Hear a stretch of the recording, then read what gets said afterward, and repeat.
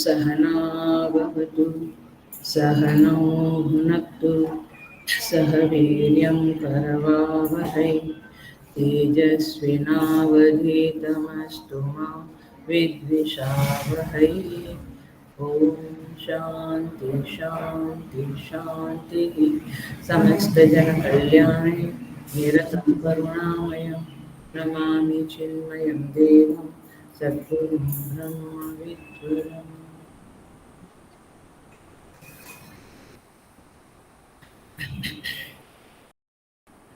Hari Om. I welcome all Shweta online satsangis in this session with great love and great respect. Shweta उपनिषद का तीसरा अध्याय आज हम चालू आज हमारा चालू है। पहले हम चैंटिंग करेंगे, फिर हम इसके ऊपर विचार करेंगे। Let us start. य एको जालवान् ईशते ईशनेभिः सर्वान् लोकान् ईशते ईशनेभिः य एवैक उद्भवे सम्भवे च य एतद्विदुरमृतास्ते भवन्ति। एको हि रुद्रो न द्वितीयायतस्थुः य इमान् लोकान् ईशते ईशनेभिः प्रत्यग्जनास्तिष्ठति संसुकोचान्तकाले संसृज्य विश्वा भुवनानि गोपाः विश्वतश्चक्षुरुत विश्वतो मुखः विश्वतो बाहुरुत विश्वतस्पात् सम्बाहुभ्यां भ्रमति सम्पतत्वैः द्यावा भूमि जनयन् देव एकः यो देवानां प्रभवश्च उद्भवश्च विश्वाधिपो रुद्रो महर्षिः हिरण्यगर्भं जनयामास पूर्वं स नो बुद्ध्या शुभया संयुनक्तु या ते रुद्रशिवा तनूरघोरा पापकाशिनी तया नस्तनुवा शन्तमया गिरिशन्ताभिजाकसीः यामिषुं गिरिसन्तहस्ते बिभर्ष्यस्तवे शिवां गिरिततां कुरु माहिगुंसि पुरुषं जगत् ततः परं ब्रह्म परं बृहन्तं यथा निकायं सर्वभूतेषु गूढं विश्वस्यैकं परिवेष्टितारम् ईशं तं ज्ञात्वा अमृता भवन्ति। वेदाहमेतं पुरुषं महान्तम् आदित्यवर्णं तमसः परस्तात् तमेव विदित्वातिमृत्युमेति नान्यः पन्था विद्यते यनाय यस्मात् परं नापरम् अस्ति किञ्चित् यस्मात् नान्यो न ज्यायोऽस्ति कश्चित् वृक्षैव स्तब्धो दिवि तिष्ठत्येकः तेनेदं पूर्णं पुरुषेण सर्वम् ततो यदुत्तरतरं तद् अरूपम् अनामयं य एतद्विदुरमृतास्ते भवन्ति अथ इतरे दुःखम् एव अपि यन्ति सर्वाननशिरो ग्रीवः सर्वभूतगुहाशयः सर्वव्यापी स भगवान् तस्मात् सर्वगतः शिवः महान् प्रभुर्वै पुरुषः सत्त्वस्यैष प्रवर्तकः सुनिर्मलाम् इमां प्राप्तिम् ईशानो ज्योतिरव्ययः अङ्गुष्ठमात्रः पुरुषोऽन्तरात्मा सदा जनानां हृदये सन्निविष्टः हृदा मन्वीषो मनसा विकृप्तो य एतद् विदुरमृतास्ते भवन्ति। ये लास्ट टाइम का क्लास है अपना। सहस्र शीर्षा पुरुषः सहस्राक्षः सहस्रपात् सभूमिं विश्वतो वृत्वात्यतिष्ठत् दशाङ्गुलम्। Voice is clear, ना?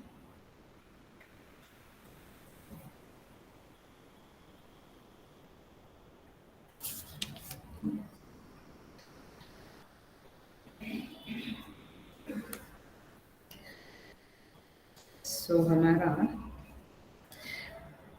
प्रीवियस क्लास में ये चैप्टर पूरा सगुण निर्गुण ब्रह्म के बारे में चल रहा है।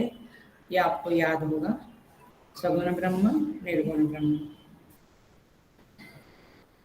अभी जो श्लोक चल रहा है 13 नंबर का, लास्ट में हमने लिया था, थोड़ा अधूरा था, उसको आज हम पूरा करेंगे। वहाँ पे कहते हैं ये अंगुष्ठ मात्र पुरुषोत्तरात्मा, ये पुरुष जो है सबके हृदय में बैठा हुआ भगवान, वो कैसा है? अंगुष्ठ मात्र है, अंतर्यामी है, सदा जनानां हृदये सन्निविष्टः, सदा ही मनुष्य के हृदय में अच्छी तरह से स्थित बैठा है। हृदा मन्वीषो मनसा अभिकृप्तः, मन्वीष माने मन का स्वामी है, हृदा माने निर्मल हृदय से, मनसा विशुद्ध मन से, अभिक्लुप्तः अर्थात ध्यान, निर्मल हृदय और विशुद्ध मन से ध्यान में लाया हुआ प्रत्यक्ष होता है। अर्थात जिसका मन विशुद्ध है और जिनका हृदय निर्मल है, उनके द्वारा यह अंतर्यामी परमात्मा अच्छी तरह से ध्यान में आ सकता है। मैं पुनः बोलती हूँ, विशुद्ध मन से और अंतःकरण जो निर्मल हृदय से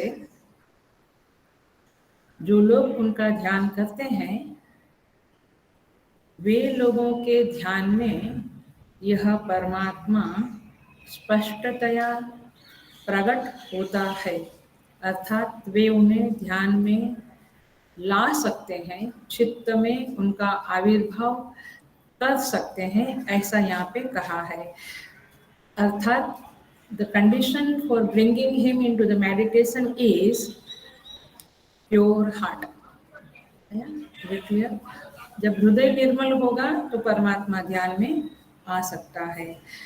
एतद् विदुः, ये इस बात को जो जान लेते हैं, वे अमृता भवन्ति, वे अमृत हो जाते हैं, अर्थात जन्म मरण के चक्कर से छूट जाते हैं, ऐसा इस मंत्र में कहा गया है।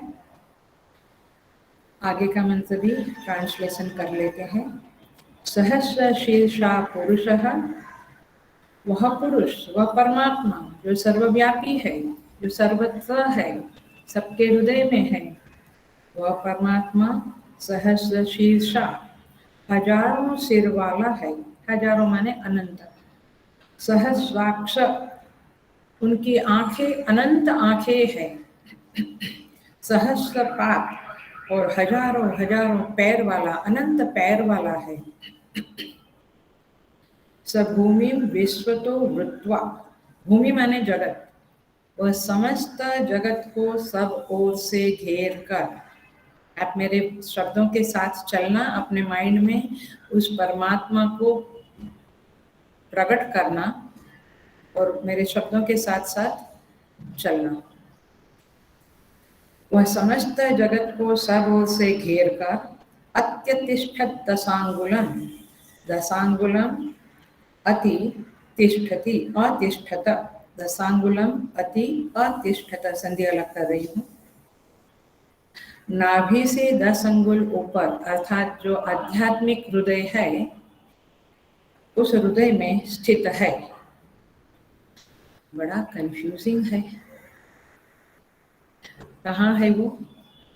सारे जगत में हजारों पैर वाला, हजारों आंख वाला, अर्थात जितनी आंखें हैं, जितने पैर है, जितने मस्तक है, सब कुछ उसके है। और फिर वो हृदय में भी स्थित है, मेरे छोटे से हृदय में भी वह स्थित है। हाँ जी, हृदय में भी वह स्थित है। इसका एक सिंपल अर्थ है, वह अनेक विरुद्ध धर्मों का आश्रय है। ये मैं पुनः बोलती हूँ, आप लिख लीजिए। ये बहुत गहरा वाक्य है वेदांत का।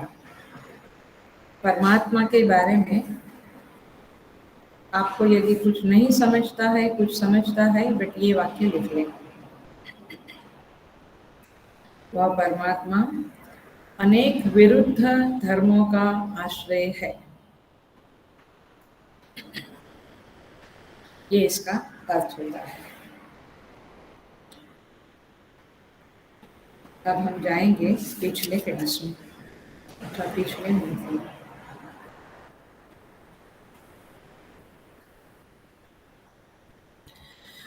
देखिए, हमने बात करी थी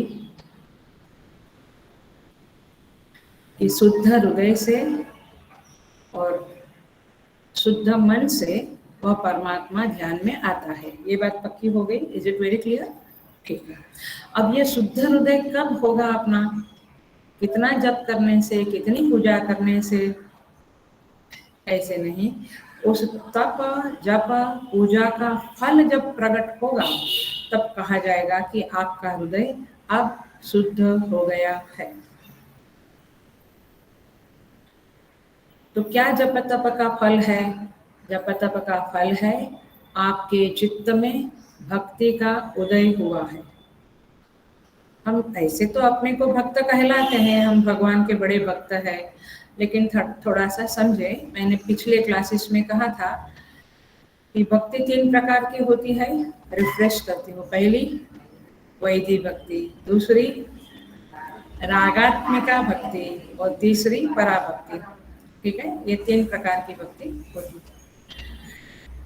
वैदिक भक्ति कहा था श्रवणम, कीर्तनम, पाद सेवनम, स्मरणम, अर्चनम, वंदनम, दास्यम, सख्यम, आत्मनिवेदनम। ये वैदिक भक्ति, इसके ऊपर फिर कभी डिटेल में बोलेंगे। रागात्मिका भक्ति के बारे में मैंने कहा था, कैसे सुन लीजिए। जब जिसके प्रति हमें प्रेम है,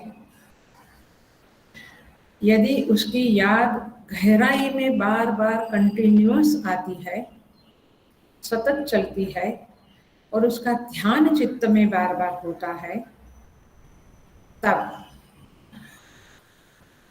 उसे कहते हैं राग। और ये राग जब स्थायी भाव में स्थिर हो जाता है, माने ये राग एकदम स्टेडी हो जाता है, तब एक रस उत्पन्न होता है, एक एक इमोशंस बहने लगती है, उसका नाम है रस। चलना, ये कठिन बात नहीं है समझना। माता जब पहली बार बच्चे को जन्म देती है, या दूसरी बार भी, जब भी, तो 7 दिन वो 6 बार महीने का हुए तब तक उसके चित्त में क्या रहता है? बच्चा ही रहता है। दुश्मन को कंटिन्यूअस दुश्मन रहता है।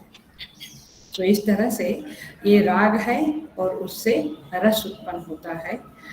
और फिर इस तरह से जब आप किसी के प्रति काम भाव में हो, द्वेष भाव में हो, भय भाव में हो, वीर भाव में, आप जो भी भाव में किसी का ध्यान करते हो, तो ये भाव रस बन जाता है, और फिर उसे रस कहते हैं। ऐसे 9 रस होते हैं, साहित्य में भी कहा है और जीवन में भी देखा जाता है। 9 प्रकार के रस होते हैं।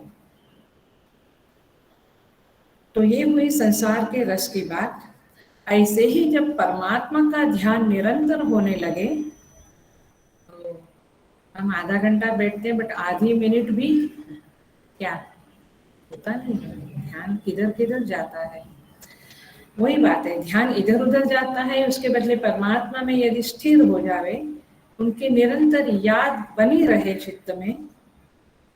वो एग्जाम्पल पहले भी बहुत बार देती थी, जैसे पनिहारी लोग एक के ऊपर एक के ऊपर एक 3-4 मटके लेकर जाती है गांव में, बातें बहुत करती है, हंसती है, लेकिन उनका एक अटेंशन कहाँ रहता है? मटके के ऊपर। ऐसे ही तो इस तरह से चित्त में कंटिन्यूअस परमात्मा की याद बनी रहे, ध्यान बना रहे, तो उनके प्रति राग होता है और फिर धीरे धीरे डेवलप होते होते उनके प्रति किसी एक भाव से हम बहुत जुड़ जाते हैं और फिर रस उत्पन्न होने लगता है। इसको कहते हैं रागात्मिका भक्ति। पक्का हो गया? रागात्मिका भक्ति। इसके बारे में मैंने लास्ट क्लास में कहा था, 3 भक्ति के बारे में बात करी थी हमने, 3 या 4। पहले कहा था श्रृंगार रस। गोपियां श्रृंगार भाव माने काम भाव से कृष्ण के साथ जुड़ी हुई थी, तो श्रृंगार रस से जुड़ी हुई थी। तो एक पहला है श्रृंगार रस, फिर दूसरा है हास्य रस, विनोद, आनंद, प्रसन्नता। उसका एग्जाम्पल दिया था हमने नारद मुनि। गुड, नारद मुनि का एग्जाम्पल दिया था। हमेशा नारायण नारायण प्रसन्न रहते थे, ये दूसरा रस है। इसी रस में वे परमात्मा से जुड़े रहते थे। गोपियां काम भाव में जुड़ी रहती थी। तीसरा है गोप बाल, यानी ये कृष्ण, श्री कृष्ण के साथ रहने वाले बाल गोपाल लोग।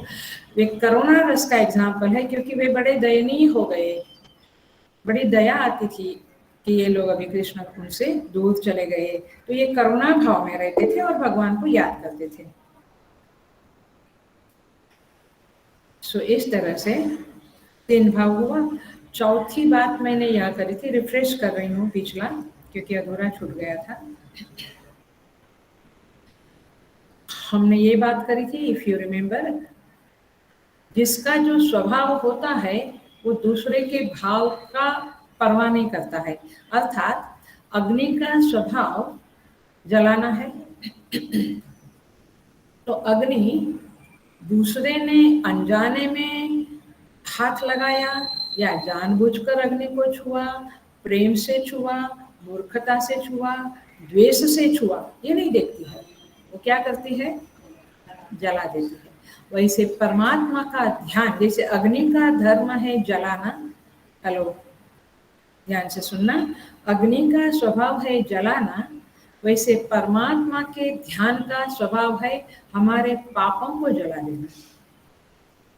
परमात्मा का ध्यान करेंगे तो क्या होगा? हमारे पाप जल जाएंगे। अब द क्वेश्चन इज दिस कि आप प्यार से भगवान का ध्यान करो, द्वेष से करो, भय से करो, क्रोध से करो, आप किसी भी तरह से, मूर्खता से करो, समझ कर करो, आप भगवान का ध्यान करते हैं, निरंतर उनकी याद बनी रहती है, तो आपके पापों का जलना अवश्य है। इट इज गारंटेड कि आपके पाप जल जाएंगे। So the point is this, जिसका जो स्वभाव होता है वो दूसरे के भाव का परवाह नहीं करता है। माने उसको ये नहीं है कि ये अच्छे भाव से छूता है या अच्छे भाव से ध्यान करता है, बस ध्यान करना मुख्य है, भगवान का स्मरण करना मुख्य है। सो इस तरह से हमने एग्जाम्पल दिया था। चौथा भाव कौन सा? रौद्र रस। गुड। कौन एग्जाम्पल था उसका? शिशुपाल। शिशुपाल ने द्वेष से परमात्मा का ध्यान किया, श्री कृष्ण का ध्यान किया। उनसे बहुत द्वेष रखता था, वो क्रोध रखता था। और एग्जाम्पल दिया था हमने, जब राजसूय यज्ञ में अग्र पूजा भगवान श्री कृष्ण की डिक्लेयर हुई, उसने गाली देना शुरू किया भगवान को, और भगवान ने 99 गाली तक सहन किया। जब 100वीं गाली दी तो मस्तक उसका छेदन कर दिया। लेकिन तब सबने सभा में देखा कि उसकी ज्योति, शिशुपाल की ज्योति भगवान के अंदर समा गई। क्यों? ध्यान। वो भले द्वेष से किया, बट रात दिन वो भगवान का ध्यान करता है। तो ये रागात्मिका भक्ति का ये रहस्य है।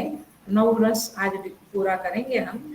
रागात्मिका भक्ति का ये रहस्य है कि आप परमात्मा से प्रेम करो और आपके अंदर उसके प्रति एक रस बहना शुरू हो जावे, तो बस आपकी भक्ति खिल गई।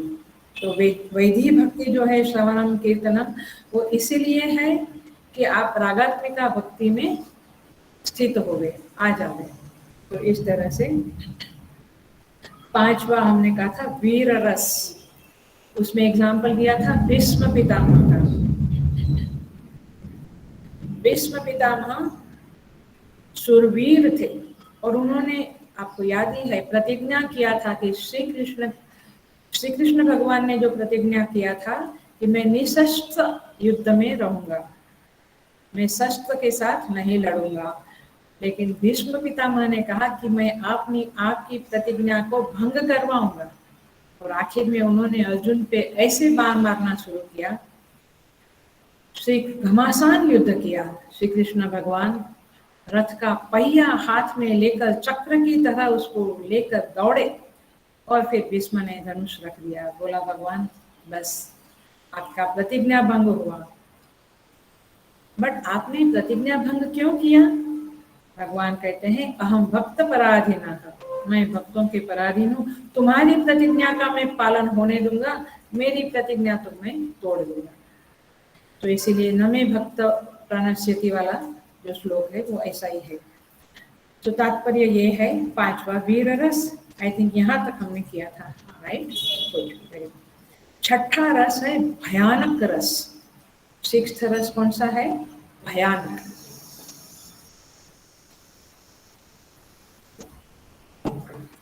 ये रस का प्रयोग माताएं छोटे बच्चों के साथ करती है। क्या करती है? देखो सो जाओ जल्दी, नहीं तो भूत आएगा, नहीं तो खा लो जल्दी, माने भय भय देती है। तो ये जो भय होता है, और ये भी सिखाती है कि भय लगा तो हनुमान चालीसा बोलना। तो इस तरह से एक भयानक रस होता है, एक भय का रस बनता है। अब देखो इसका एग्जाम्पल देते हैं। तो भय धीरे धीरे स्थायी बन के भयानक रस बन जाता है। इसका एग्जाम्पल है कंस। याद आता है? कंस भगवान का मामा। एक कंस को जिस दिन से आकाशवाणी हुई कि देवकी के गर्भ से 8वां जो भी होगा गर्भ, वो तुम्हारे मृत्यु का निमित्त बनेगा।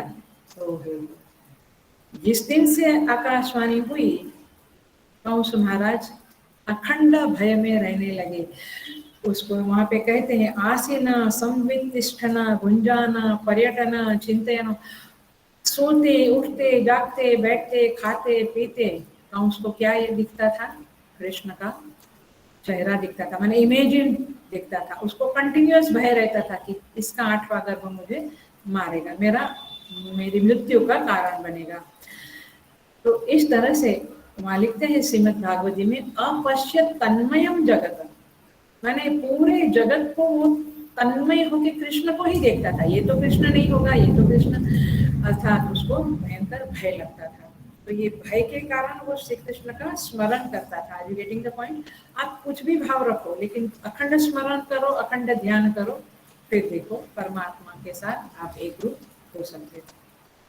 तो ये हुआ छठा रस, भयंकर रस, भयानक रस। और एक एग्जाम्पल है रामचरितमानस में। आपको पता होगा सुबाहुएन मारीच, याद है ना? सुबाहुएन मारीच। विश्वामित्र के यज्ञ रक्षा के लिए जब राम लक्ष्मण को बुलाया गया था, तब वे विश्वामित्र के यज्ञ की रक्षा कर रहे थे। सुबाहु और मारीच ने वहां पे विघ्न डालना शुरू किया। और जब विघ्न डालना शुरू किया तो भगवान राम ने बाण मारकर सुबाहु को तो अपने धाम स्वधाम पहुंचा दिया। लेकिन मारीच का भगवान के प्रति पहले से थोड़ा भाव था, इसलिए भगवान ने मारीच को ऐसा बाण मारा 700 गांव दूर गिर पड़ा। जब से ये घटना घटी थी, तब से मारीच के दिल में राम लक्ष्मण के प्रति भय का भाव चल रहा था और वो सोचता था कि इनके आगे अभी कभी पड़ना नहीं है। लेकिन घटना ये घटी कि रावण ने मामा मारीच के पास जाकर कहा आपको सुवर्णमृग बनना पड़ेगा, सीता जी को ट्रेड करना पड़ेगा। और तब से वो भय इतना ज्यादा व्यापक हुआ कि उनको राम लक्ष्मण अखंड दिखने लगे। और आखिर में आपको पता है क्या घटना घटी, और वे परम गति को प्राप्त हुए। क्यों परम गति को प्राप्त हुआ मारीच? क्योंकि अखंड भगवान का स्मरण करता था। सो इस तरह से 6 हो गए। सातवां देखते हैं हम, अद्भुत रस। सातवां रस है अद्भुत रस। जब हम, मुझे याद है कि जब पहले खुला रहता था, मैंने ऐसे फ्लैट में लोग नहीं रहते थे, जैसे वरंडा एंड गांव एंड इवन शहरों में भी ऐसे खुले खुले घर रहते थे जहाँ पे आकाश दिखता है, आसपास का सब कुछ है ना। और हम छोटे बच्चे थे तो हम आकाश की ओर देख के भगवान से बातें करते थे वगैरह वगैरह। तो ये जो सृष्टि है उसकी जो सुंदरता है, विशालता है, विराटता है, उसको देखकर अद्भुत रस उत्पन्न होता है। और कई लोगों की ये साधना होती है, खास करके हिमालय, गिरनार ऐसे जो स्थानों में, एकांत स्थानों में जो साधु महात्मा लोग रहते हैं, उनकी ये बहुत बड़ी साधना होती है कि ये परमात्मा की सुंदर, विशाल, अद्भुत सृष्टि को देखकर, सुंदर सृष्टि को देखकर उस परमात्मा की याद करते हैं, उनका ध्यान करते हैं। ख्याल में आ रहा है ना? ये अद्भुत रस एक ये है कि परमात्मा की सृष्टि को देखकर, परमात्मा की लीला, परमात्मा का महानता देखकर एक मन में आश्चर्य होना, एक महान विस्मय होना, तो इसको कहते हैं अद्भुत रस। इसका एग्जाम्पल है, जैसे हिमालय वगैरह में हम जाते हैं तो अद्भुत लगता है। हमारा जो सिद्धबाड़ी है, जहाँ पूज्य गुरुदेव का समाधि स्थान है, वहाँ आप जाइए, वहाँ पे बाहर निकले तो वेली है और हर खेर में आपको देखकर, और फल के वृक्ष है और बीच में छोटी सी घाटी है, आप जाइए, बहुत सुंदर लगता है। श्री कृष्ण, तो यहाँ पे एग्जाम्पल है, अर्जुन ने जब श्री कृष्ण भगवान का विराट रूप देखा तो वो कौन सा रस हुआ उसके अंदर? अद्भुत रस। सूर्य, चंद्र, सब कुछ उसको भगवान के शरीर में दिखा, भगवान के अंदर दिखा। इसलिए वो कहता भी है, पश्यामि देवांस्तव देव देहे सर्वांस्तथा भूत विशेष संगान् ब्रह्मानमीशं कमलासनस्थं ऋषिश्च सर्वान् उर्गांश्च दिव्यान्।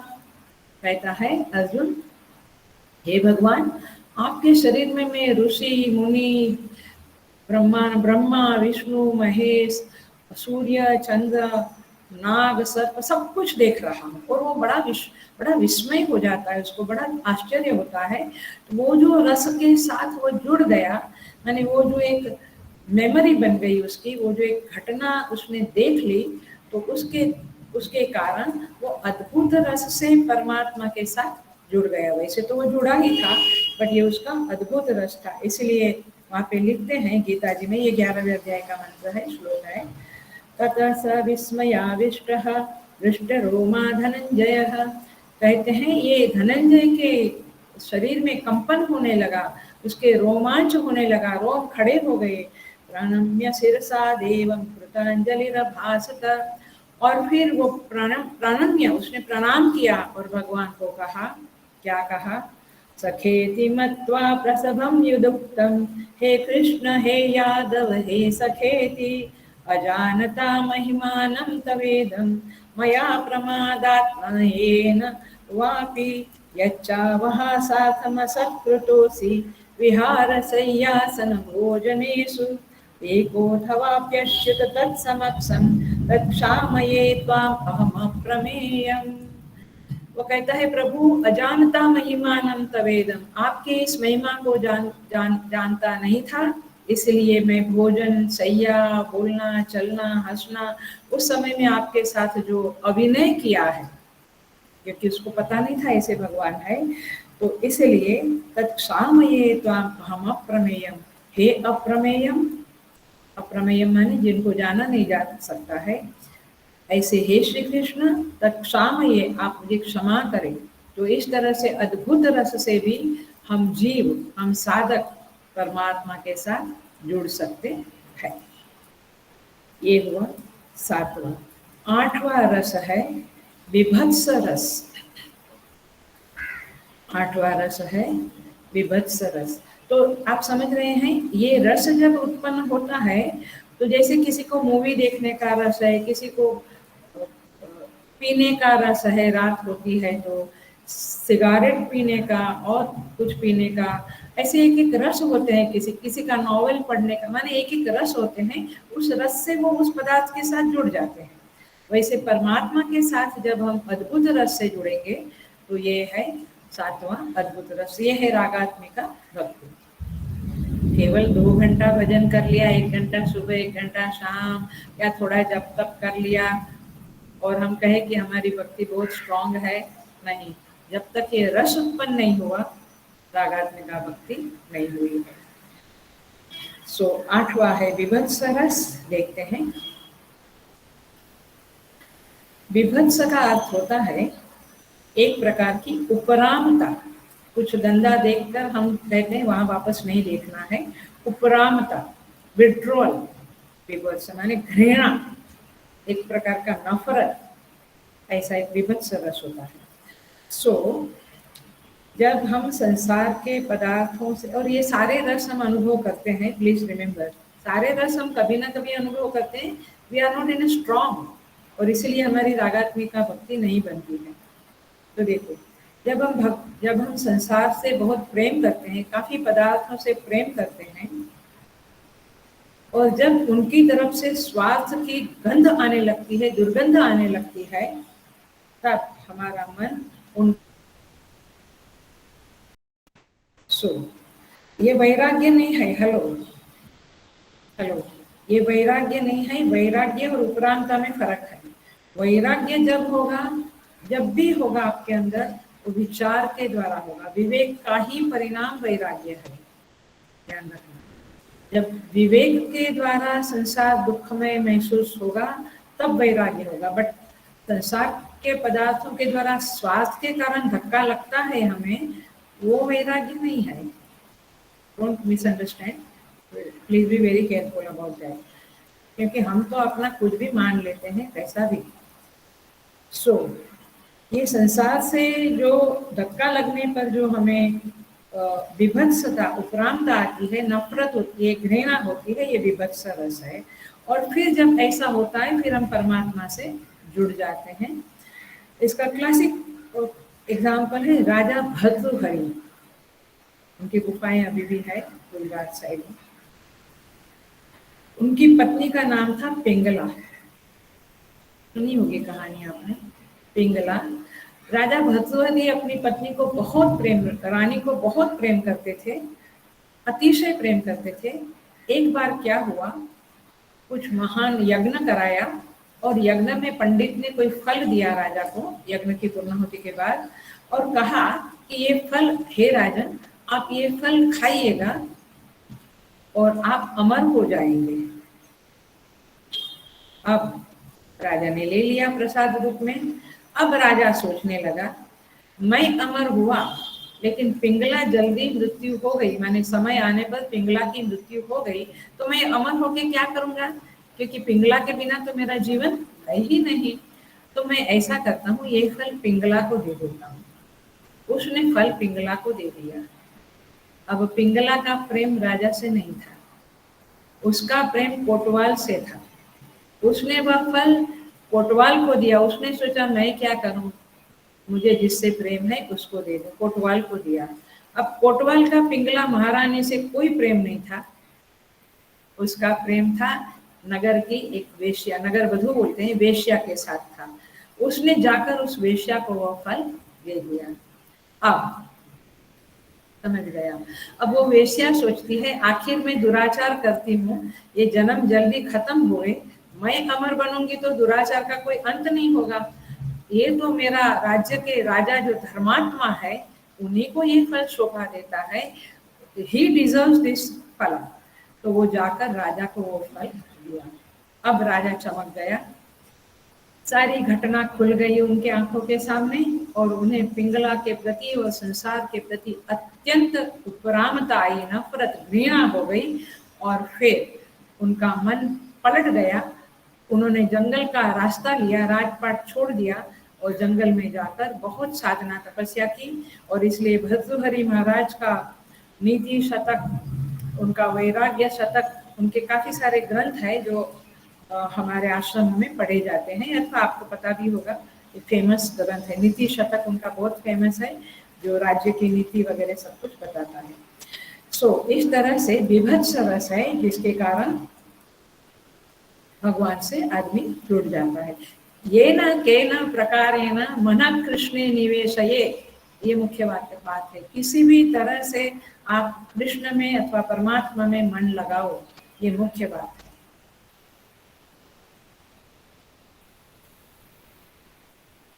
ये कभी कभी हम कहते हैं ध्यान में 5 सेकंड या 10 सेकंड भगवान रहते हैं या मेरे इष्ट देवता रहते हैं, वो ध्यान में 10 सेकंड रहते हैं, वो रागात्मिका भक्ति नहीं है ना प्लीज।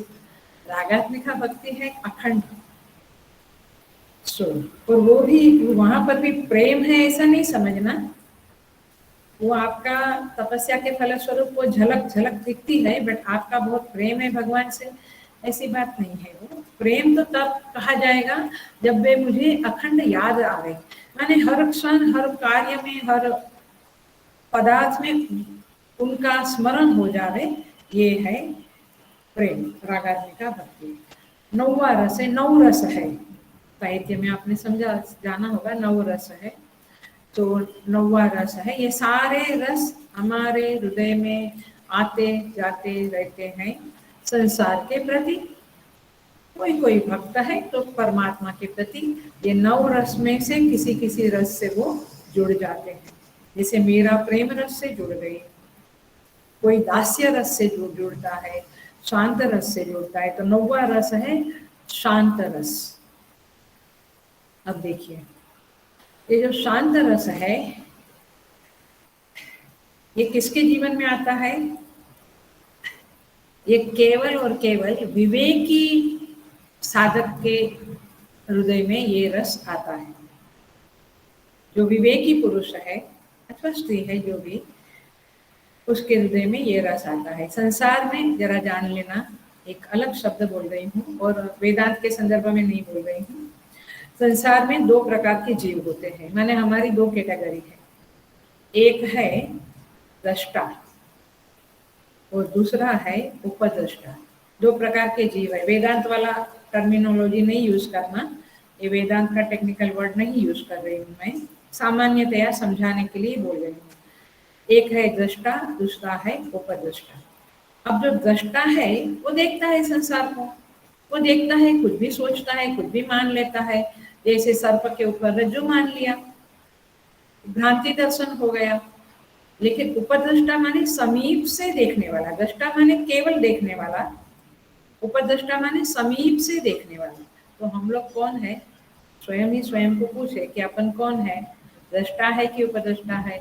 हर परिस्थिति को, हर व्यक्ति को, हर सिचुएशन, हर पदार्थ, हर समान दृश्य, माने देखना, सुनना, चखना, खाना, बोलना, हर चीज हम समीप से माने जानकर समझकर करते हैं, या ऐसे ही देख कर मैंने ऐसे देखा कर लिया, देखा सुन लिया बोल लिया, ऐसे करते हैं। तो 2 प्रकार के लोग हैं, देख दृष्टा उपद्रष्टा। अब देखिए, जो अविवेकी व्यक्ति है ना उसे दृष्टा कहेंगे, और जो विवेकी है उसे उपद्रष्टा कहेंगे। क्योंकि वो क्या करती है, विवेकी व्यक्ति क्या करती है, जाकर देखती है कि क्या है, वास्तविकता क्या है, सच्चाई क्या है इस चीज में, इस परिस्थिति में, इस व्यक्ति के बोलने में, इस पदार्थ में सच्चाई क्या है। तो विवेकी और अविवेकी। तो शांत रस किसके हृदय में बहेगा? विवेकी के हृदय में परमात्मा के प्रति शांत रस बहेगा। बड़ा गांव वाला छोटा सा एग्जाम्पल देती हूँ। गांव में नाटक हुआ करते थे पहले के जमाने में, रामलीला वगैरह सब कुछ हुआ करता था। एक श्रीमंत का लड़का वो ड्रामा देखने गया। उसमें एक कोई लड़का था जो काला काला था, लेकिन उसने स्त्री का रोल किया, मेकअप किया और बड़ा सुंदर दिखने लगा था। ये जो श्रीमंत का लड़का था वो उस स्त्री में, जो वास्तव में लड़का था बट उस स्त्री में मोहित हुआ, और आखिर में उसने डिसाइड किया कि मैं शादी तो इसके साथ ही करूंगा। अब वो श्रीमंत आदमी ने क्या करेगा, वो गया अपने लड़के को लेकर मैनेजर के पास, उस ड्रामा का जो मैनेजर था उसके पास गया, बोला वो लड़के को बुलाओ जो माने वो स्त्री को बुलाओ जो ये रोल कर रही थी। मैनेजर ने बुलाया, ये तो लड़का था, बोला यही है वो स्त्री जो रात को मेकअप करके ड्रामा में रोल कर रही थी। अब पहले इस सीमंत के लड़के को उसके प्रति क्या था? प्रेम था, बहुत मोह था, क्योंकि वो दृष्टा था, वो दूर से देखता था। अब जब सामने खड़ा देखा तो उपदृष्टा बना, तो बड़ा विवेकी बन गया, बोला नहीं चाहिए। आया चीजों को जब हम, संसार को जब हम नजदीक से देखते हैं, अर्थात उसकी गहराई, उसकी सच्चाई को देखते हैं, तो हम विवेकी होते हैं। अन्यथा दूर से सब, गुजराती में दूर से डूंगर राड़िया मना, दूर से सब कुछ गुड़ी गुड़ी लगता है। तो द पॉइंट इज दिस, शांत रस कब बहेगा?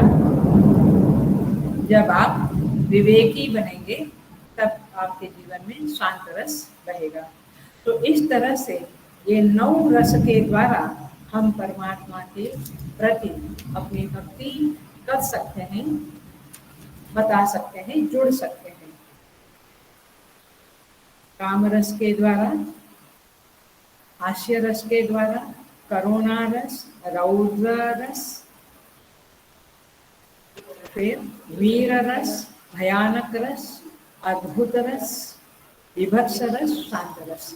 तो इस तरह से 9 रस के द्वारा रागात्मिका भक्ति का उदय होता है। और ये सारे जो संत हो गए वो किसी न किसी रस में, जैसे रमण महर्षि शांत रस में रहते थे, तपोन जी महाराज हमारे शांत रस में, कई लोग शांत रस में, कई कौन से रस में, बट परमात्मा से वे लोग जुड़े हुए थे। Very clear? तो इस तरह से शुद्ध मन कब होगा? जब आप रागात्मिका भक्ति से परमात्मा के साथ जुड़ जावे, तब समझो कि आपका मन काफी हद तक शुद्ध हो गया है।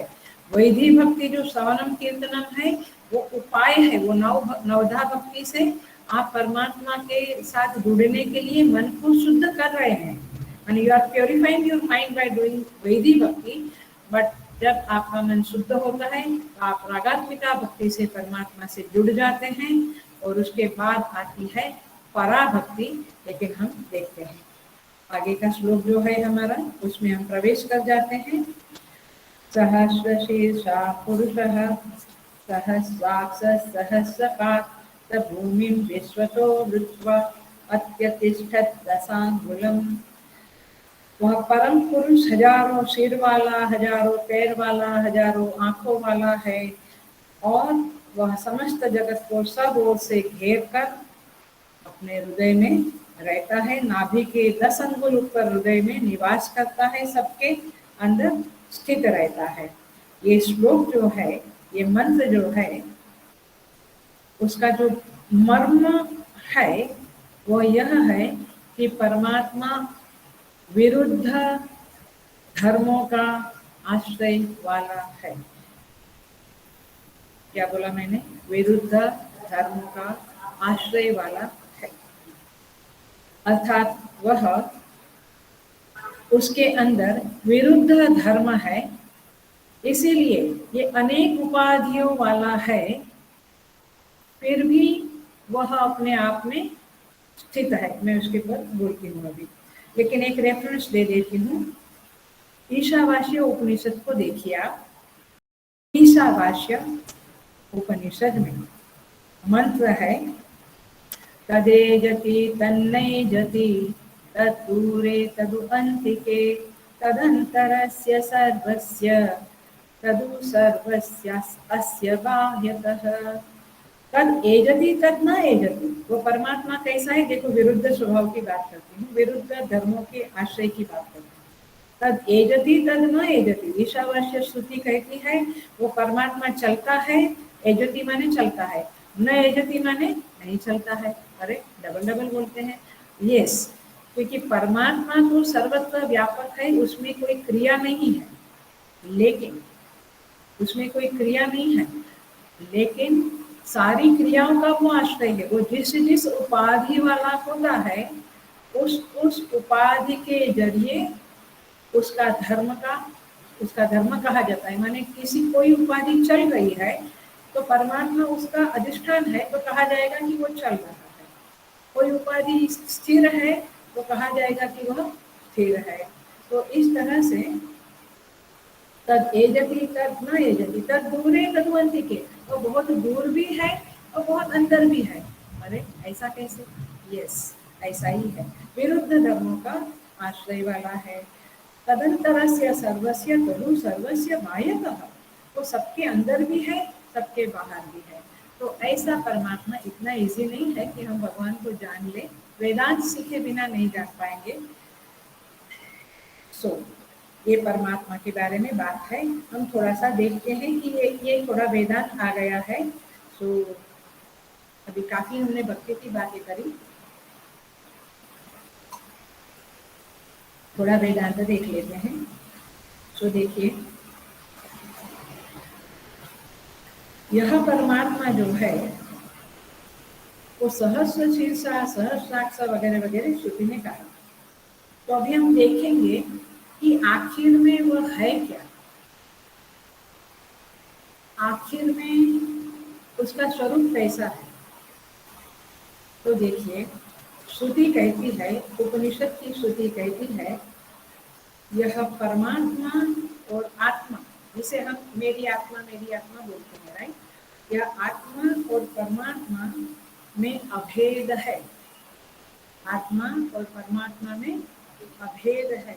और इस अभेद ज्ञान की प्रतीति कराने के लिए, इस अभेद ज्ञान को निर्दिष्ट करने के लिए उपनिषद प्रवृत्त होते हैं।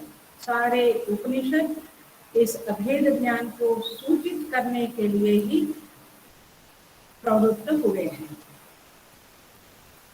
रेफरेंस देके हम बात करेंगे कि कैसे ये उपनिषद इस तरह से प्रवृत्त हुए हैं। तो कहते हैं, ब्रह्म एव इदम विश्वम, श्रुति कहती है, मुंडक उपनिषद की श्रुति कहती है। अगेन ये मुंडक उपनिषद, ये मांडुक्य, ईशा, केन, कठ, तैत्तरीय सारे नव उपनिषद की एक ग्रंथ है। बहुत समय हो गया श्वेता उपनिषद को, आप लोग जरूर अपने पास रखिएगा। You will be really feeling कि ओहो क्या खजाना मिल गया हमको, क्योंकि जब चाहे तब रेफरेंस कर सकते हैं। तो मुंडक उपनिषद में ये श्रुति है, ब्रह्म एव इदम विश्वम, ये सारा विश्व ब्रह्म ही है, अथवा ब्रह्म ही सारा विश्व है। ईशावास्यम इदगम सर्वम, तो ये सारा विश्व ब्रह्म ही है। और आगे श्रुति फिर से कहती है वहीं पे, आत्मा एव इदम सर्वम। पहले क्या कहा, ध्यान से सुनना, बी वेरी अटेंटिव। पहले कहा ब्रह्म एव इदम विश्वम, ये विश्व ब्रह्म है। फिर कहा आत्मा एव इदम सर्वम, इदम सर्वम माने विश्व ही, आत्मा ही यह सब कुछ है, यह विश्व है। तो क्या समझा आपने, ब्रह्म भी विश्व है, आत्मा भी इदम सर्वम विश्व है। तो क्या समझा, आत्मा और ब्रह्म, हेलो, सिंपल समीकरण, सिंपल इक्वेशन, आत्मा और ब्रह्म आया, पकड़ में आया। क्योंकि ब्रह्म भी विश्व रूप है, आत्मा भी विश्व रूप है, तो आत्मा और ब्रह्म एक रूप है। माने संसार आत्मा रूप है, संसार ब्रह्म रूप है, अर्थात ब्रह्म और आत्मा एक ही है। ये श्रुतियों की संगति लगानी होती है, श्रुतियों के reading in between the line, श्रुतियों के मर्मों को समझना है। और मनीषा पंचकम आदि शंकराचार्य जी का फेमस स्तोत्र है। इस मनीषा पंचकम में शंकराचार्य जी कहते हैं, ब्रह्म एव अहम इदम जगच्च सकलम। छोटा सा टुकड़ा बोलती हूँ मैं, ब्रह्म एव अहम, ब्रह्म एव अहम इदम जगच्च सकलम, माने ब्रह्म अहम भी है, जगच्च सकलम भी है, सारा जगत भी ब्रह्म है और मैं भी ब्रह्म हूँ। तो क्या बात हुई, आत्मा और परमात्मा में अभेद है, पकड़ में आ रहा है। ये बात मैं क्यों कर रही हूँ, क्योंकि हम जानना चाहते हैं ये सहस्र शीर्षा क्या बात है, ये परमात्मा का आखिर स्वरूप क्या है। तो परमात्मा का स्वरूप इतना ही है, जो आत्मा है वो परमात्मा है, दोनों में अभेद है, माने मुझ में और परमात्मा में अभेद है। केवल परमात्मा अकेला इस संसार में व्याप्त है, उसके अलावा और कुछ भी नहीं है। ईशावास्यम इदगम सर्वम, सब कुछ ईश्वरमय है, वैसे सब कुछ परमात्मा मय है, ब्रह्ममयम इदम सर्वम। केवल ब्रह्म है। आप सब कहेंगे हाँ हाँ ब्रह्म तो है ही, लेकिन मैं भी हूँ। अरे भैया तू और ब्रह्म एक ही है। तब उपाधि का बाध करने पर उपाधि के साथ है ना, प्लीज अंडरस्टैंड। तो इस तरह से अगेन श्रुति कहती है इदम सर्वम अयम आत्मा, अथवा अयम आत्मा ब्रह्म। मांडुक्य अयम आत्मा ब्रह्म माने ये आत्मा ही ब्रह्म है और इदम सर्वम अयम आत्मा। इस तरह की श्रुतियों के द्वारा केवल ये बात समझ में आती है कि संसार में परमात्मा के अलावा कुछ नहीं है। रागात्मिका भक्ति की बात करी, वो सगुण निराकार अथवा सगुण साकार वाली बातें थी। अभी जो बात चल रही है वो क्या है? निर्गुण निराकार की बात चल रही है। तो इस तरह से परमात्मा के अलावा और कुछ नहीं। इसीलिए उपनिषद में आता है नान्य अस्ति दृष्टा न अन्य अस्ति दृष्टा। इस संसार में देख, हमको क्या लगता है तू भी देखने वाला, वो भी देखने वाला, मैं भी देखने वाला। ना ना ना ना ना, ये उपाधि के जरिए देखना एक अलग बात है, बट वास्तविक देखना, वो देखने की शक्ति कौन देता है? परमात्मा। तो वास्तविक तो वही है। न अन्य अस्ति दृष्टा, न अन्य अस्ति श्रोता, न अन्य अस्ति मंता, न अन्य अस्ति विज्ञाता। कोई अन्य है ही नहीं, देखने वाला कोई और नहीं है, केवल मैं ही देखने वाला हूँ, माने परमात्मा ही देखने वाला। श्रोता और कोई नहीं है। अरे मैं बोल रहा हूँ, आप लोग सुन रहे हैं, नहीं नहीं, वही बोल रहा है और वही सुन रहा है। हेलो, ख्याल में आ रहा है? अरे बेटी, वो परमात्मा क्या चीज है? वही बोल रहा है, वही सुन रहा है, क्योंकि न अन्य अस्ति दृष्टा, न अन्य अस्ति श्रोता, न अन्य अस्ति मंता, न अन्य अस्ति विज्ञाता। और कोई विज्ञाता नहीं है। जानता कौन है? वही। सुनता कौन है? वही। यहाँ पे कहते हैं और कोई नहीं है, वह परमात्मा एक ही है। तो फिर ये सहस्र शीर्षा क्यों कहा? ये सहस्र शीर्षा इसलिए कहा, क्यों कहा? क्योंकि इसलिए कहा कि यह उपाधि के धर्मों को लेकर, विथ रिस्पेक्ट टू उपाधि, उपाधि के धर्मों के संदर्भ में सहस्र शीर्षा, सहस्रपात इत्यादि इत्यादि आता है। आगे ख्याल में आ रहा है? तो इसीलिए जब कभी कोई कहते हैं, कोई संप्रदाय में या जहाँ भी कहते हैं कि मैं दीन हूँ, मैं पापी हूँ, नहीं, ये बातें मत सोचना। उपाधि है, उपाधि को सुधारने के अनेक कर्मकांड और अनेक उपाय है, साधनाएं हैं। बट आप यदि वेदांत की बात को पक्का करें तो आप जान लीजिए कि शरीर आदि धर्मों के कारण उसका आरोप जब आप अपने ऊपर करते हो, तब भ्रांति के कारण आप अपने को दीनहीन, पापी, पुण्यात्मा वगैरह मानते हो। बट वास्तव में आप कौन हो? सच्चित आनंद शुद्ध निर्मल एकमेव अद्वितीय सत्यम ज्ञानम अनंतम रूप हो। तो इसीलिए श्रुति कहती है कि आप ही वह ब्रह्म हो और आप ही सहस्र शीर्षा हो। ये सारे मंत्र आपके बारे में ही है। वो ये ज्यादा ही वेदांत हो गया है। हम तो खिचड़ी खाने वाले लोग हैं, ये बादाम वाला शीरा नहीं पचेगा। लेकिन है तो यही सच्चाई। तो इसीलिए ये जो जब हम ये मंत्र को पढ़ते हैं, ये मंत्र को जब हम समझने की कोशिश करते हैं, तो आप ऐसे ही समझना। ऐसे एक लेवल पे आप समझ सकते कि सारे रूप उसके रूप है, वो भी बात सही है, परंतु वास्तविकता वो है कि उसके अलावा और कुछ है ही नहीं, और वो मैं हूँ। खुदी का जब उठा पर्दा, तब स्वयं को ही खुदा जाना।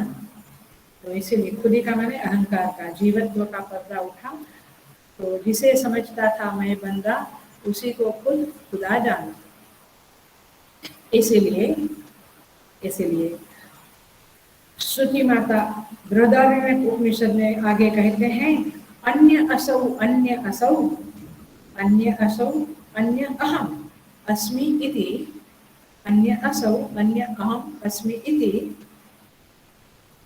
सवेद न सवेद यथा पशुरेव। कहते हैं कि कोई अलग, वो अलग है, मैं अलग हूँ। हम तो भेद दृष्टि में खोपे हुए हैं, गड़े हुए हैं, इंजेक्ट हुए हैं। भेद दृष्टि हमारी बहुत स्ट्रॉन्ग है। वी कैन नेवर थिंक कि हम सब कुछ परमात्मामय है। तो अन्य असम अन्य अहम, वो अलग है मैं अलग हूँ, ऐसा जो समझता है वह पशुरेव। श्रुति माता है, बड़ी करुणामयी है, लेकिन कभी कभी बड़ा कठोर बोल देती है। क्या बोला? न सवेद, वो कुछ जानता नहीं है।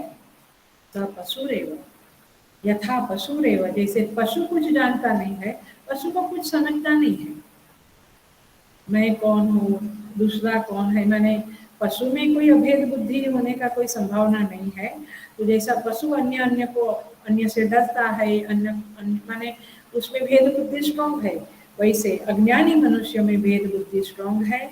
जो ज्ञानी होता है वही, जो ज्ञानी होता है वही जानता है कि सब में एक परमात्मा है। वो एक लेवल का वाक्य है, लेकिन हाईएस्ट लेवल का वाक्य यही है कि परमात्मा के अलावा, उस ब्रह्म के अलावा इस जगत में और कुछ भी नहीं है। ये वेदांत का सत्संग चल रहा है अभी, पहले भक्ति वाला सत्संग हुआ, अब वेदांत, प्योर वेदांत। सो इस तरह से ऐसा जो अज्ञानी है उसको जन्म मरण के चक्कर में आना पड़ता है। जो ज्ञानी है वो इस जन्म मरण से छूट जाता है, जैसे आगे के मंत्र में कहा। और इसीलिए श्रीमद् भगवद गीता भी आप देखो, कहीं भी गीता क्या है, ओम तत्सदिति श्रीमद् भगवद गीतासु उपनिषत्सु ब्रह्म विद्यायाम, है ना। तो गीता क्या है? उपनिषत्सु ब्रह्म विद्यायाम, वहीं से सारी गीता, माने उसी का दोहन करके गीता बनी है। ठीक है, आप गीता में कर्मयोग देख सकते हो, लेकिन वास्तविक गीता ब्रह्म विद्या ही है। तो इसीलिए गीता के 13 नंबर के 13 नंबर के अध्याय में क्या लिखते हैं, क्या कहते हैं भगवान श्री कृष्ण अर्जुन को? समम सर्वेषु भूतेषु तिष्ठन्तं परमेश्वरं विनश्यत्सु अविनश्यत्वं या पश्यति स पश्यति। कहते हैं, देखो कैसा गहरा श्लोक है। वैसे तो 13 चैप्टर ही बहुत गहरा है, प्योर वेदांत वाला चैप्टर है, लेकिन देखिए यहाँ क्या कहते हैं, समम सर्वेषु भूतेषु तिष्ठन्तं परमेश्वरं, सारे भूतों में परमात्मा सम होकर रहता है।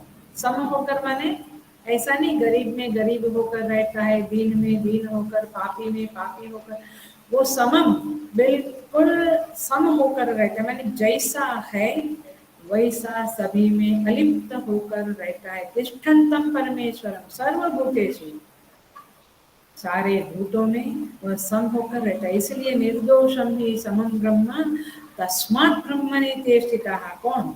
यहैव ते जितः सर्ग येषां साम्ये स्थितं मनः।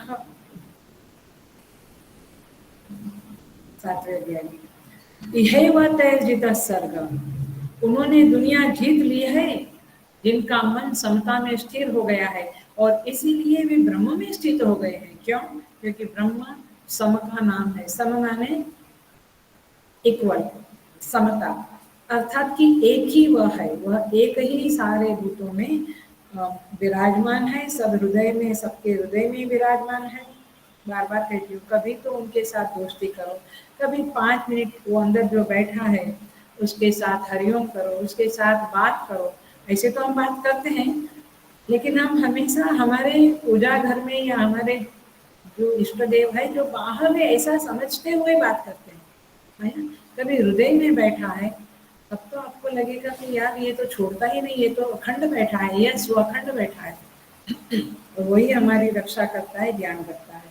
तो इस तरह से यहाँ पे कहते हैं कि वह परमात्मा एक ही है, सबके हृदय में भी बैठा है, बाहर भी वही है, और आत्मा ही परमात्मा है। माने मैं ही वह परमात्मा हूँ, मैं ही वह ब्रह्म हूँ, मुझ में और ब्रह्म में कोई भेद नहीं है। समस्त ब्रह्मांड में जहाँ देखो वहाँ केवल और केवल वही अस्तित्व में है, बाकी उपाधियां तो मिथ्या है।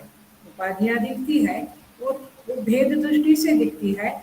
यदि अभेद दृष्टि से देखें तो केवल परमात्मा ही परमात्मा है। इसलिए सहस्र शीर्षा शब्द का अर्थ है, ये सारे मंत्र का अर्थ है उपाधियों के संदर्भ में, क्योंकि उनके ऊपर ही उपाधियां अध्यस्त है, इसलिए उसको सहस्र शीर्षा कहा है। आया क्या में अलग अलग उपाधियां नहीं है, माने अलग अलग वो सब उपाधि में अलग अलग तरह से नहीं है, वो एक ही है और सब में वही बैठा है। और इसलिए कहते हैं सहस्र शीर्षा पुरुष सहस्राक्ष सहस्रपाद।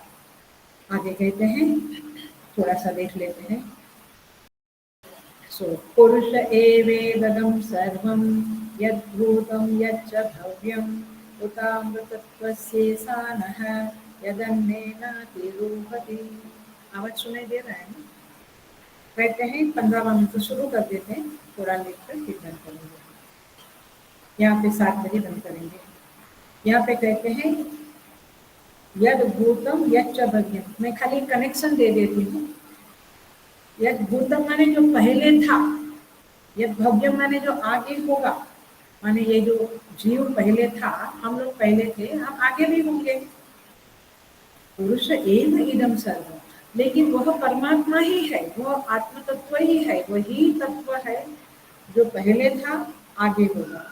अथवा जीव भी समझ लो आप।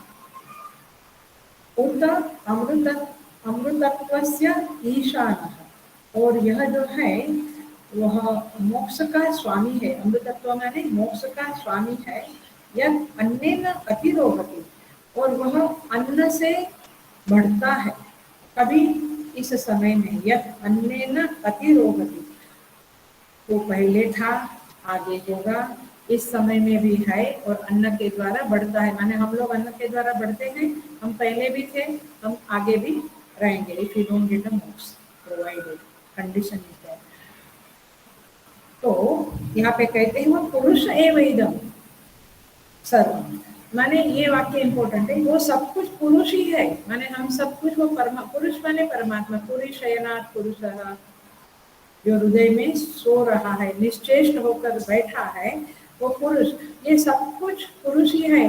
माने जन्म मरण के चक्कर में फेरा लेने वाला जो जीव आप समझते हो वह परमात्मा ही है, ऐसा यहाँ पे कहना चाहते हैं। तो देख रहे हैं आप मंत्रों की कड़ी को, श्रृंखला को देख रहे हैं। पहले कहा आत्मा ही ब्रह्म है, फिर सगुण ब्रह्म, सगुण साकार ब्रह्म, निर्गुण निराकार, अब जीव भी ब्रह्म ही है। तो ये सब ब्रह्म है और वह उत अमृतत्वस्य ईशानः, मतलब कि ये अमृतत्व का स्वामी है। हमें यदि मोक्ष चाहिए तो ये परमात्मा को प्राप्त करना पड़ेगा। देखिए मूल बात ये है, ये शुद्ध रूप का वर्णन अभी है। माने जीवात्मा से, जीवात्मा का सहारा लेकर उस ब्रह्म की ओर श्रुति इंगित कर रही है हमारी दृष्टि को, हमारे ध्यान को, कि आप जीव को जीव रूप में ना देखो, वो ब्रह्म ही है और ये विश्व भी ब्रह्म ही है। ये बात हमारे बुद्धि में इंजेक्ट करने के लिए ये सारे श्लोक है। मैं एक अच्छा सा पॉइंट बताकर फिर पूरा करूंगी। देखिए ये जो रागात्मिका भक्ति है ना, उसमें क्या होता है, मैं कनेक्शन कर रही हूँ पिछले मंत्र का इस मंत्र से। रागात्मिका भक्ति में परमात्मा का नाम और रूप होता है, यस होता है। भगवान का नाम और रूप लेकर रागात्मिका भक्ति होती है, लेकिन नाम एंड रूप विकारी है, जड़ है, मिथ्या है। तो इसीलिए ये रागात्मिका भक्ति हम जो करते हैं उसमें जो रस है वो अशुद्ध रस है। तो भक्ति है लेकिन मिथ्या, वहाँ मिथ्या का थोड़ा दोष है और अशुद्ध रस है। वही रागात्मिका भक्ति में जो नाम रूप का बाध किया, तो जो शुद्ध निर्गुण निराकार ब्रह्म होता है वो शुद्ध रस है। उसका चिंतन पराभक्ति कहलाता है। क्लियर हो गया? किसका चिंतन? नाम रूप का बाध करके जो शुद्ध निर्गुण निराकार का चिंतन है वह पराभक्ति कहलाएगा। पहले तो वैदिक भक्ति थी, आपको सेवा करनी है, आपको पूजा करनी है, फिर आध्यात्मिका भक्ति थी, आपको प्रेम करना है, उसके प्रति रस बहाना है। अब कौन सी भक्ति आई? पराभक्ति। ये पराभक्ति में शुद्ध निर्गुण निराकार ब्रह्म का चिंतन होता है और वो शुद्ध रस होता है। तो इस परमात्मा का चिंतन करने से आपको समझेगा कि वही केवल सर्वत्र विराजमान है, जीव भी वही है, विश्व भी वही है। जीव जगत ईश्वर तीनों ही ब्रह्म ही है अथवा तीनों ब्रह्म के ऊपर अध्यस्त है। इसीलिए एक मुख्य बात कह देती हूँ, परमात्मा का ज्ञान दो प्रकार से होता है। भगवान का ज्ञान दो प्रकार से होता है। एक है प्रमाण के द्वारा होने वाला ज्ञान, जिसको यथार्थ ज्ञान कहेंगे, और दूसरा है ऐसे ही कुछ कुछ सुना, कुछ कुछ समझा, वो अयथार्थ ज्ञान है। Hello, be very attentive. भगवान का दो प्रकार का ज्ञान होता है। एक है प्रमाण जनित ज्ञान, जिसे यथार्थ ज्ञान कहेंगे, और दूसरा है लौकिक ज्ञान, अयथार्थ ज्ञान, इधर उधर से सुना हुआ समझा हुआ ज्ञान। सिंपल एग्जांपल है फूल। एक फूल को हम समझेंगे कि ये गुलाब है या चमेली है या केवड़ा है या कमल है, पारिजात है, कुछ जो भी, तो कब समझेंगे? जब हम आंखों से देखेंगे। तो आंखें क्या हुई? फूल को जानने का प्रमाण हुई, यथार्थ प्रमाण हुई। ठीक है, तो वैसे यथार्थ प्रमाण से ही वस्तु जानी जाती है। शब्द आंख से नहीं जाना जाएगा, शब्द श्रोत्र इंद्रिय से जाना जाएगा। तो शब्द को सुनने का प्रमाण है श्रोत्र इंद्रिय। इस तरह से परमात्मा को जानने का यथार्थ प्रमाण क्या है? तो परमात्मा को जानने का यथार्थ प्रमाण है उपनिषद, माने श्रुति। और इसीलिए श्रुति जो कहती है न अन्य अस्ति दृष्टा, न अन्य अस्ति श्रोता, न अन्य अस्ति मंता, उसके अलावा कुछ है ही नहीं। जब आप इस सत्य में स्थित होंगे तो यात्रा समाप्त हो जाएगी। और मुझे लगता है हम सब यात्रा समाप्त करने की ही सोचते हैं, राह देखते हैं, उसी के लिए साधना करते हैं। तो इसलिए यथार्थ प्रमाण तो परमात्मा ही है, इसीलिए यथार्थ प्रमाण तो उपनिषद ही है। इसलिए याज्ञवल्क्य मुनि बृहदारण्यक उपनिषद में साकल्य मुनि से पूछते हैं, कहते हैं त्वाम उपनिषदम पुरुषम पृच्छामि, मैं आपको उस पुरुष, उस परमात्मा के बारे में पूछता हूँ, लेकिन कौन सा? देखो शब्द कैसे हैं, श्रुति के बड़े गंभीर गहन है। त्वाम औपनिषदम पुरुषम पृच्छामि, मैं आपको क्या पूछता हूँ? औपनिषदम पुरुषम, उपनिषद में जो पुरुष के बारे में बताया है, उस औपनिषदम पुरुष कौन है? आप कृपा करके मुझे समझाइए। ऐसा बृहदारण्यक उपनिषद में याज्ञवल्क्य मुनि पूछते हैं। अर्थात परमात्मा को अयथार्थ रूप से तो हम जानते हैं बचपन से, हिंदू कल्चर में तो परमात्मा को सब बच्चे भी जानते हैं, लेकिन अयथार्थ जानते हैं। यथार्थ जानना है तो औपनिषदम पुरुषम। और इसलिए मुंडक, कैवल्य वगैरह उपनिषद कहते हैं वेदांत विज्ञान सुनिश्चितार्थाः संन्यास योगात् यतयः शुद्ध सत्त्वाः ते ब्रह्मलोकेषु परांत काले परामृतात् परिमुच्यन्ति सर्वे। वेदांत विज्ञान सुनिश्चितार्थाः, ये जो लोग हैं जो परमात्मा को यथार्थ प्रमाण से जानते हैं, वे वेदांत के विज्ञान में सुनिश्चित हुए लोग हैं। और कहते हैं क्या कहते, संन्यास योगा यतः शुद्ध सत्वाः, उन्होंने सब कुछ त्याग दिया है और ये अंतःकरण से शुद्ध हो गए हैं। ते ब्रह्मलोकेषु परांत काले, वे जब परांत काल आएगा उसके बाद माने मृत्यु के बाद ब्रह्मलोक में रहेंगे और बाद में ते ब्रह्मलोकेषु परांत काले परामृता परिमुच्यन्ति सर्वे, बाद में मोक्ष को प्राप्त कर लेंगे। तो इसीलिए श्रुति में वर्णित पुरुष जो है परमात्मा है, वही यथार्थ प्रमाण है और उसी को जानना हमारा कर्तव्य है।